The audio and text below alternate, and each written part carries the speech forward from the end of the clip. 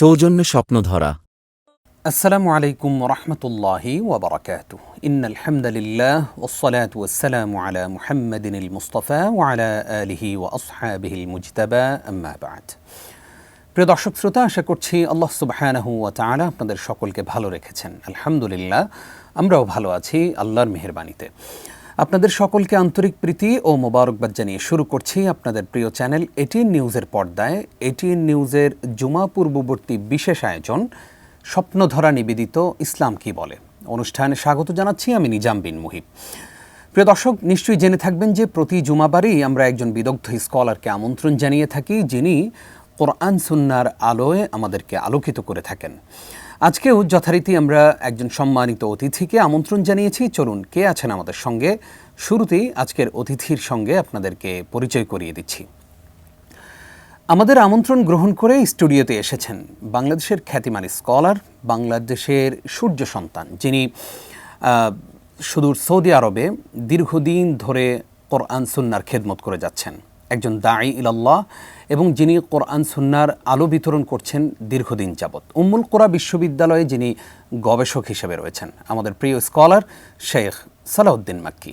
আসসালামু আলাইকুম রহমতুল্লাহ। ওয়ালাইকুম আসসালাম ওরহমতুল্লাহ বারাকাতুহু। হাইয়াকাল্লাহ উস্তাজ, আহলান ওয়া সাহলান। বুরিকা ফিকুম, হাইয়াকুমুল্লাহ জামিআন। বারাকাল্লাহ ফিক উস্তাজ, আপনাকে স্বাগত জানাচ্ছি আমাদের এই আয়োজনে। জাযাকুমুল্লাহু খাইরান। প্রিয় দর্শক, আজকে গুরুত্বপূর্ণ একটি বিষয় আমরা আমাদের প্রিয় স্কলারের কাছ থেকে আলোচনা শুনবো, আর তা হচ্ছে হজ যাত্রীদের সেবা, সমস্যা ও সমাধান। আমরা জানি যে আমাদের অনেকেই উমরা করেন এবং উমরা করে এসে তাদের সফরের কথাগুলো আমাদেরকে শেয়ার করেন, যে সফরটা খুব বেশি একটা ভালো যায়নি। কি কি কারণে ভালো যায়নি, কোন কোন জায়গায় সমস্যা, সেগুলোর সমাধান কি, সে বিষয় নিয়ে আলোচনা শুনব। এবং সেই সাথে হজযাত্রীদেরও অনেক অভিযোগ থাকে, আবার আনন্দমুখর স্মৃতিও থাকে অনেকের। সব বিষয় নিয়ে আজকে আলোচনা শুনব। নিশ্চয়ই পুরো আয়োজন জুড়ে আমাদের সঙ্গেই থাকবেন। উস্তাজ, আমরা একদম শুরুতেই জানতে চাই যে কোনো একজন উমরাকারী বা হজযাত্রীদের ওনাদের সেবা করলে আলাদা কোনো কি মর্যাদা আছে? আলহামদুলিল্লাহ ওয়াসসালাতু ওয়াসসালামু আলা রাসূলিল্লাহি ওয়া বা'দ। হাজি বা উমরায় যারা আসেন, উমরা সম্পন্নকারী ব্যক্তি, তারা আসলে কারা, এটা যখন আমরা জানতে পারবো, তখন তাদের সেবাটা কতটা আল্লাহ সুবহানাহু ওয়া তাআলার কাছে পছন্দের সেটা বুঝতে পারবো। একটি হাদিসে রাসূল করিম সাল্লাল্লাহু আলাইহি ওয়াসাল্লাম বলেছেন, আল হাজ্জু ওয়াল মু'তামিরু ওয়াফদুল্লাহ। যারা হজে আসেন এবং উমরা সম্পন্ন করেন, তারা হলেন আল্লাহ সুবহানাহু ওয়া তাআলার স্পেশাল মেহমান। সুবহানাল্লাহ। দাআহুম ফাআজাবুহ। আল্লাহ সুবহানাহু ওয়া তাআলা তাদেরকে ডেকেছেন, তারা আল্লাহর আহ্বানে সাড়া দিয়েছেন। সো আপনার ঘরে যদি কোনো মেহমানের আগমন হয়, আর আমি শুনতে পেলাম যে আপনার ঘরে একজন মেহমান আসছে, আমি আপনাকে না জানিয়েও যদি ওই মেহমানের জন্য কোনো কিছু করে থাকি, কোনো একটা হাদিয়া বা একটু রান্নাবান্না করে আমি আপনার ঘরে নিয়ে গেলাম, জি, আপনার সাথে সাথে আমিও তার একটু মেহমানদারি করলাম, আমি আপনার জন্য কিন্তু কিছু করি নাই, আপনার মেহমানকে কদর করেছি, এই জিনিসটা আপনাকে কেমন আনন্দ দিবে? অনেক বেশি। সো আল্লাহ সুবহানাহু ওয়া তাআলার মেহমানরা হলেন হাজিগণ এবং উমরায় আসা ব্যক্তিরা। সুতরাং তাদেরকে মহব্বত করা, তাদের সেবা করা, তাদের পাশে থাকা, এটি আল্লাহ সুবহানাহু ওয়া তাআলাকে পাওয়ার একটা চমৎকার মাধ্যম। কিন্তু আফসোসের ব্যাপার হচ্ছে যে আমাদের হজে যারা নিয়ে যান মুআল্লিমগণ বাংলাদেশ থেকে, বা উমরায় যারা নিয়ে যান, তারা অধিকাংশ ক্ষেত্রেই এই বিষয়টা নিজেদের মনের ভেতরে রাখতে পারেন না। জি, আপনি একদম যথার্থই বলেছেন।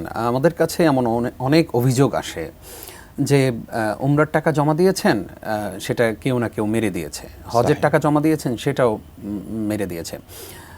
এবং অনেক সময় দেখা যায় যে যেই সমস্ত ওয়াদা করা হয় পূর্বে, যে আপনাকে এই সেবা আমরা দিব, দেখা গেল যে সৌদি আরব যাওয়ার পরে ওই লোকের আর হদিসই নাই, এরকম হয় অনেক সময়। আবার এমন হয় যে হাজিদের সাথে দুর্ব্যবহার করা হয়, আবার মুআল্লিম মার পর্যন্ত খান সেখানে, এইরকম হিস্ট্রিও আছে। এই বিষয়ে আসলে আপনি কি বলবেন? আসলে উভয় পক্ষের কোন জায়গায় সবরের আসলে প্র্যাকটিস করা দরকার? এখানে কয়েকটা দিক আছে। নাম্বার 1 হলো যে হাজিদের সাথে প্রতারণাটা কেমন গুনাহের কাজ। জি জি, দেখেন আল্লাহ সুবহানাহু ওয়া তাআলা পবিত্র কোরআনে বলছেন যে আল্লাযী আত'আমাহুম মিন জু' ওয়া আমানাহুম মিন খাউফ, আই মিন আজলিল বাইত আও লি আজলিল বাইত। যে মক্কার রাসূল সাল্লাল্লাহু আলাইহি ওয়াসাল্লামের যুগেও যারা মক্কায় বসবাস করতেন, তাদের ব্যাপারে আল্লাহ সুবহানাহু ওয়া তাআলা বলছেন যে এই মক্কাবাসীদেরকে আল্লাহ সুবহানাহু ওয়া তাআলা নিরাপত্তা দান করেছেন, তাদের রিজিকের ব্যবস্থা করেছেন এই কাবার ওয়াসিলায়।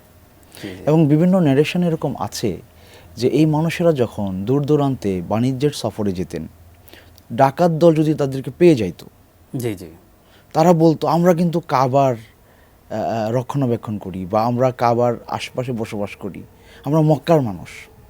এই কথা শুনে এই আল্লাহর ঘরের মর্যাদার কারণে ওই ডাকাত দল তাদের ক্ষতি করতো না, তাদেরকে ছেড়ে দিত।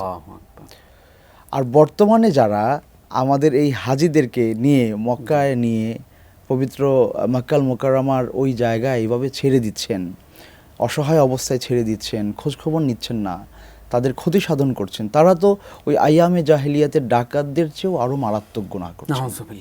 তারাও এতটুকু ভয় করতো যে আল্লাহর ঘরের এলাকায় তারা বসবাস করে, তাদের কাছ থেকে ডাকাতি করা যাবে না। আর এরা তো আল্লাহর ঘরের মেহমানদের অর্থ কোটি টাকা পয়সা নিয়ে পালিয়ে যাচ্ছে। এটার শাস্তি তারা দুনিয়াতেও পাবে এবং পরকালেও পাবে। তো এখানে যেটা হয় প্রতারণা। প্রতারণা নিঃসন্দেহে ইসলামে সবচেয়ে বড় যে গুনাহগুলো আছে তার মধ্যে একটা হচ্ছে প্রতারণা। আপনি জানেন মুহাম্মদ রাসূলুল্লাহ সাল্লাল্লাহু আলাইহি ওয়াসাল্লাম একদিন মদিনার বাজারে গেলেন, তিনি দেখলেন যে খেজুরের এক স্তূপ নিয়ে এক ভদ্রলোক বসে আছে। আল্লাহ রাসূল সাল্লাল্লাহু আলাইহি ওয়াসাল্লাম দেখে ভালো লাগলো, কিন্তু ওনার সন্দেহ হলো যে এটার ভেতরে হয়তো কোনো কিছু থাকতে পারে। হাদিসে এসছে ফাআদখালা ইয়াদাহু ফিহা ফানালাত আসাবিহু বালালা। আল্লাহ রাসূল সাল্লাল্লাহু আলাইহি ওয়াসাল্লাম নিজের হাত ওই খেজুরের স্তূপে ঢুকিয়ে দিলেন এবং দেখলেন যে তার হাতটা ভিজে গেছে, অর্থাৎ উপরে ভালো খেজুর রেখেছে আর ভেতরে নষ্টগুলো রেখেছে। আল্লাহ রাসূল সাল্লাল্লাহু আলাইহি ওয়াসাল্লাম বললেন যে মা হাদা ইয়া সাহিবাত তাআম, এটা তুমি কি করলা, উপরে ভালো ভেতরে এরকম নষ্ট কেন? তখন তিনি বললেন, ওই যে বিক্রেতা, যে আসাবাতুস সামা ইয়া রাসূলুল্লাহ, বললেন যে ইয়া রাসূলুল্লাহ বৃষ্টি হয়েছিল তো এই কারণে কিছুটা ভিজে গেছে। তখন আল্লাহ রাসূল একটা চমৎকার কথা বললেন যে আমা জাআলতাহু ফাওকাত তাআম কাইয়ারাহুন নাস মান গাশশানা ফালাইসা মিন্না। তুমি এটাও সামনে রাখতা যাতে করে মানুষ দেখে কিনতে পারে যে তোমার কিছুটা ভালো আছে কিছুটা মন্দ আছে। আর যে এই ধরনের প্রতারণা কারোর সাথে করবে তারা আমার দলভুক্ত না, আমার উম্মতের অন্তর্ভুক্ত না। তাহলে যারা হাজিদেরকে নিয়ে যান তাদের দায়িত্ব এবং কর্তব্য যে আপনি কি কি সেবা তাদেরকে দিবেন সেটা আগে থেকেই স্পষ্ট করেন। হোটেলটা কতটুকু দূরত্বে থাকবে, কি কোয়ালিটির হবে, কি কি সেবা তারা পাবে, সব কিছু তিনি আগে থেকে স্পষ্ট করবেন। এবং যারা আপনার হজে যাবেন বা উমরায় যাবেন তাদেরও দায়িত্ব আছে। অনেক সময় মানুষ আবেগতাড়িত হয়ে যায়, আমি আল্লাহর ঘরে যাব, এই চিন্তায় সে সব কিছু ভুলে যায়।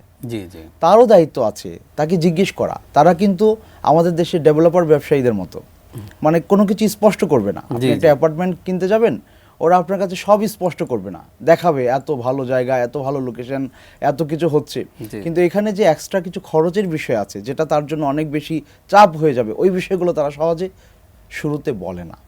তো হাজী সাহেবরাও মানুষদেরকে উদ্বুদ্ধ করেন উমরায় নিতে, হজে নিতে, মুআল্লিমরা, জি, কিন্তু ওখানকার বাস্তবতা সব কিছু তাদের কাছে স্পষ্ট করে বলেন না। এই জন্যে হাজী সাহেবদের যেটা দায়িত্ব এবং কর্তব্য হবে, পূর্বে যারা হজ করে আসছে, উমরা করে আসছে, তাদের সাথে পরামর্শ করা, কি কি অসুবিধা সেখানে ওরা ফেস করেছে সেই কথাগুলো জেনে শুনে তাদের সাথে একটা চুক্তিতে চলে যাওয়া। আশা করি আমাদের দর্শকরা বিষয়টি খেয়াল রাখবেন। উস্তাদ, আসবো আপনার কাছে আবারও ইনশাআল্লাহ ছোট্ট একটি বিরতির পর। প্রিয় দর্শক, আপনারা দেখছেন আপনাদের প্রিয় অনুষ্ঠান জীবন ঘনিষ্ঠ আয়োজন স্বপ্নধরা নিবেদিত ইসলাম কি বলে। অনুষ্ঠানের এই পর্যায়ে ছোট্ট একটি বিরতি নিচ্ছি, কিছুক্ষণ পর ফিরছি।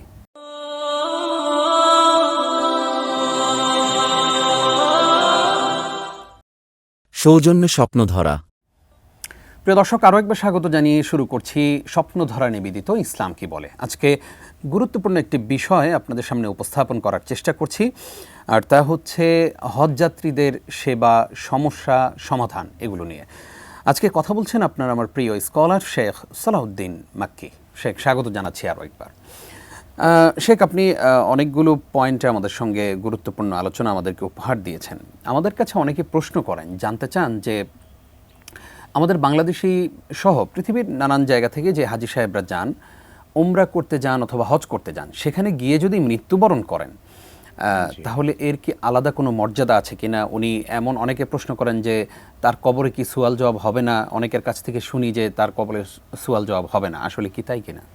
দেখুন আল্লাহ রাসূল সাল্লাল্লাহু আলাইহি ওয়াসাল্লাম স্পষ্ট করে বলেছেন, যে ব্যক্তি ইহরাম অবস্থায় মারা যাবে, ইয়াকুমু ইয়াউমাল কিয়ামাতি মুলাব্বিয়ান, কিয়ামতের দিন তিনি তালবিয়া পাঠ করতে করতে উঠবেন। সো নিঃসন্দেহে এটা আল্লাহ সুবহানাহু ওয়া তাআলার পক্ষ থেকে তার জন্য একটা বড় পুরস্কার, যে তিনি আল্লাহ সুবহানাহু ওয়া তাআলার তালবিয়া পড়তে পড়তে গিয়েছেন এবং এই অবস্থায় মারা গিয়েছেন, ইহরাম অবস্থায়, মুহরিম অবস্থায়। কিয়ামতের দিন সব মানুষেরা উঠবে, তিনি উঠবেন, তিনি তালবিয়া পড়তে পড়তে উঠবেন। সুবহানাল্লাহ। এবং তাকে দাফন করার ব্যাপারে আল্লাহ রাসূল সাল্লাল্লাহু আলাইহি ওয়াসাল্লাম বলেছেন যে তার লা তুগাত্তু রাসাহু, তার মাথাকে মানে ঢেকে রাখবে না, খোলা রাখবে, যেহেতু মুহরিম অবস্থায় তার মাথা খোলা থাকে। এই কথাটা আল্লাহ রাসূল সাল্লাল্লাহু আলাইহি ওয়াসাল্লাম বলেছেন। তো এছাড়া তার কবরের আযাব কিংবা আপনার আলাদা কোনো জান্নাতে যাওয়ার মর্যাদা স্পষ্ট করে তেমন কোনো কথাই বলা হয় নাই। তবে এই কথা আমরা বলতে পারি, আল্লাহ রাসূল সাল্লাল্লাহু আলাইহি ওয়াসাল্লাম একটি হাদিসে বলেছেন যে মান হাম্মা বিহাসানাতিন ফালাম ইয়ামালহা কাতাবাল্লাহু লাহু হাসানাতান কামিলা। কোনো ব্যক্তি যদি ভালো কাজের নিয়ত করে, তিনি তো নিয়ত করলেন এবং চলেও গেলেন, আর ওই অবস্থায় তিনি মৃত্যুবরণ করলেন, তাহলে ওই হজ বা উমরা করার পরিপূর্ণ সওয়াব আল্লাহ সুবহানাহু ওয়া তাআলা তার আমলনামায় দিয়ে দিবেন। এবং আল্লাহ রাসূল সাল্লাল্লাহু আলাইহি ওয়াসাল্লাম আরেক হাদিসে বলেছেন, আল হাজ্জুম মাবরুর লাইসা লাহু জাযাউন ইল্লাল জান্নাহ, কবুল হজ্জের প্রতিদান জান্নাত ব্যতীত আর কিছুই হতে পারে না। সুতরাং এই যে প্রতিদানগুলো, এগুলো তিনি পাবেন, আমরা তার ব্যাপারে সুধারণা করি, আশা করি, আল্লাহর কাছে তার জন্য দোয়া করি। কিন্তু আমরা সার্টিফাই করব না যে তিনি উমরা করতে গিয়ে বা হজ করতে গিয়ে মারা গেছেন, তিনি জান্নাতবাসী, এভাবে আমরা বলবো না। আমরা প্রত্যাশা করব তিনি জান্নাতবাসী হবেন বিইজনিল্লাহি তাআলা। ইনশাআল্লাহ আমরা সেই প্রত্যাশাই করব।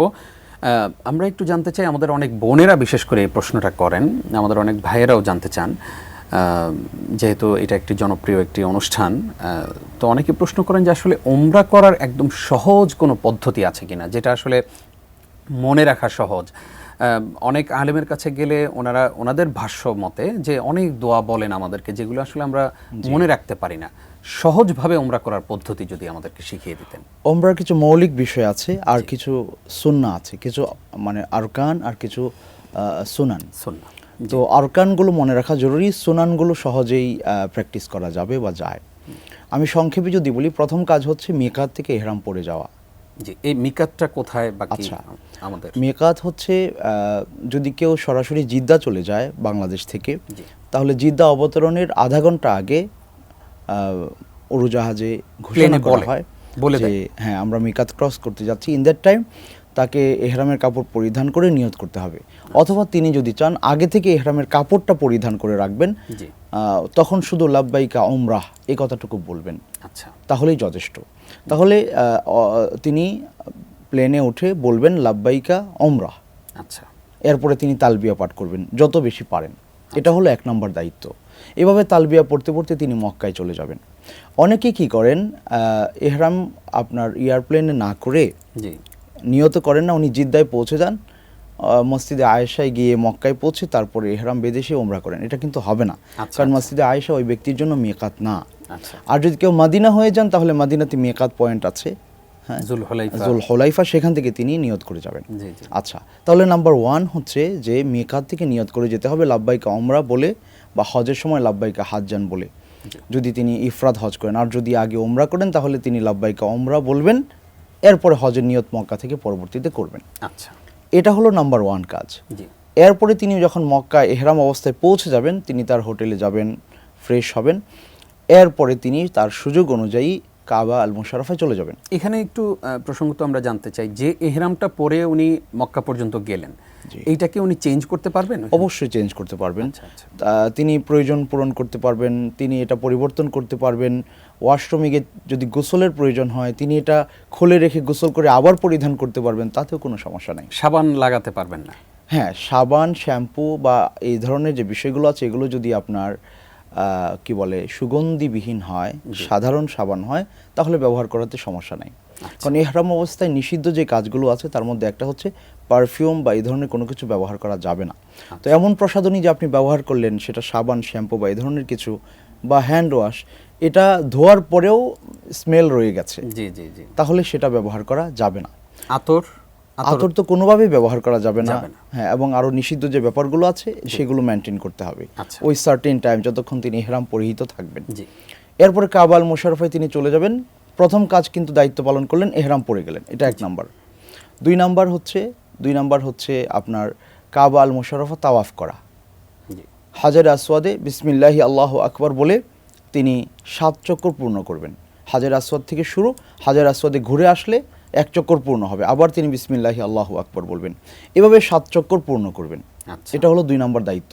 এখানে কিছু সুন্নত আছে, রুকনে ইয়ামানি এবং হাজারে আসওয়াদ, অর্থাৎ কাবা আল মুশাররফার 4th কর্নার এবং কি বলে আপনার ওই যে হাজারে আসওয়াদ, জি এই দুইটার মাঝখানের জায়গাটাতে তিনি রব্বানা আতিনা ফিদ দুনিয়া হাসানা ওয়া ফিল আখিরাতি হাসানা ওয়া কিনা আযাবান্নার এই দোয়াটা পাঠ করবেন। আচ্ছা এছাড়া বাকি যে কোনো দোয়া তিনি নিজের থেকে বলতে পারেন, কোনো অসুবিধা নেই, নিজের ভাষায়ও বলতে পারেন। প্রতি চক্করে নির্ধারিত করে দেয়া, এটা প্রথম চক্করের দোয়া, এটা দ্বিতীয় চক্করের দোয়া, এমন কোনো কিছু না। এমনটা হাদিসে বর্ণিত হয় নাই। জি, জি। অনেক আলেমদিন হয়তো চিন্তা করেছেন যে এভাবে লিখে দিলে মানুষ অনেকগুলো দোয়া পাঠ করলেন, এটা ওনাদের ব্যক্তিগত চিন্তা, কিন্তু এটা আবশ্যকীয় মনে করার কোনো সুযোগ আসলে নাই। তাহলে 7 চক্কর পূর্ণ হওয়ার পরে এই 7 চক্করের মধ্যে কি কোনো রমল বা একটু দ্রুত দৌড়ানোর কিছু সুন্নতি কাজ আছে, যেমন আপনি যদি মানে তাওয়াফ শুরু করেন তাহলে প্রথম 3 চক্করে জি আপনার রমল করা, অর্থাৎ একটু জোরে হাঁটা, এটা হলো সুন্নাহ। আর 7 চক্করেই পুরুষেরা তাদের ডান কাঁধ ওপেন করে রাখবে, যেটাকে ইত্তেবা বলা হয়, জি, জি। এটিও সুন্নাহ। আচ্ছা আচ্ছা, আর মহিলাদের জন্য আপনার ওই যে ইত্তেবার তো সুযোগ নাই, তারা তো তাদের ওই যে বোরকা পরিধান করেছেন সেটাই পরবেন। আচ্ছা আচ্ছা, এরপরে তারা 2 রাকাত নামাজ আদায় করবেন মাকাম ইব্রাহিমের পেছনে অথবা তাওয়াফের পরে অথবা যে কোনো জায়গায়, জি তার জন্য যেখানে সহজ হয়। অনেকে দেখি আমরা মাকাম ইব্রাহিমের পেছনে 2 রাকাত সালাত আদায় করতে হবে, এটা উনি শুনেছেন, এই কারণে মাকাম ইব্রাহিমের পেছনে এখন মানুষ তাওয়াফ করতে থাকে, জি, যেটাকে পুরাটাকে মাতাফ বলে। জি। তো ওই জায়গাতে যেখানে মানুষ তাওয়াফ করছে ওইখানে উনি নামাজে দাঁড়িয়ে যান, এতে করে মানুষের তাওয়াফ বিঘ্নিত হচ্ছে, ওনার সলাতে উনি কনসেন্ট্রেশন রাখতে পারছেন না, জি। মানুষ ওনাকে কষ্ট দিচ্ছে, উনিও মানুষকে কষ্ট দিচ্ছেন, এটা ঠিক না। মানে ভালো জায়গায় গিয়ে যেখানে সুন্দর করে সলা আদায় করা যায়, মাকাম ইব্রাহিমের বরাবর কোনো জায়গায় দাঁড়ালে অথবা মসজিদে হারামের যে কোনো জায়গায় দাঁড়াতে হবে। প্রথম রাকাতে সূরা ফাতিহার পরে কুল ইয়া আইয়ুহাল কাফিরুন, দ্বিতীয় রাকাতে কুল হুয়াল্লাহু আহাদ, ফাতিহা। আমরা একদম সংক্ষেপে জানবো, আর বাকি 2টি পয়েন্ট মনে হয় আছে। জি জি। এরপরে তিনি জমজমের পানি পান করে সাফা এবং মারওয়ায় চলে যাবেন, সেখানে গিয়ে 7 চক্কর পূর্ণ করতে হবে, সাফা থেকে শুরু, মারওয়াতে গেলে শেষ 1 চক্কর, এভাবে 7 চক্কর পূর্ণ করার পরে তিনি মাথার চুল কেটে ফেলবেন অথবা মাথার চুল কামিয়ে ফেলবেন, আর মহিলারা 1 ইঞ্চি পরিমাণ চুল কেটে ফেলবেন। এই উমরার যাবতীয় কাজ শেষ হয়ে গেল। জাযাকাল্লাহ খাইর উস্তাজ। আমরা দেখতে দেখতে অনুষ্ঠানের শেষের দিকে চলে এসেছি। অনেকগুলো গুরুত্বপূর্ণ পয়েন্ট আপনি আমাদের সঙ্গে শেয়ার করলেন, আশা করছি আমাদের দর্শকরা উপকৃত হয়েছেন। কষ্ট করে সময় দেওয়ার জন্য আপনাকে ধন্যবাদ জানাচ্ছি। আপনাদেরও শুকরিয়া আদায় করছি। প্রিয় দর্শক, এতক্ষণ যারা আমাদের সঙ্গে ছিলেন আপনাদেরকেও ধন্যবাদ জানিয়ে শেষ করছি স্বপ্নধরা নিবেদিত ইসলাম কি বলে। আগামী পর্ব দেখবার আমন্ত্রণে এখানেই বিদায় নিচ্ছি আমি নিজাম বিন মুহিব। আসসালামু আলাইকুম ওয়া রাহমাতুল্লাহি ওয়া বারাকাতুহু।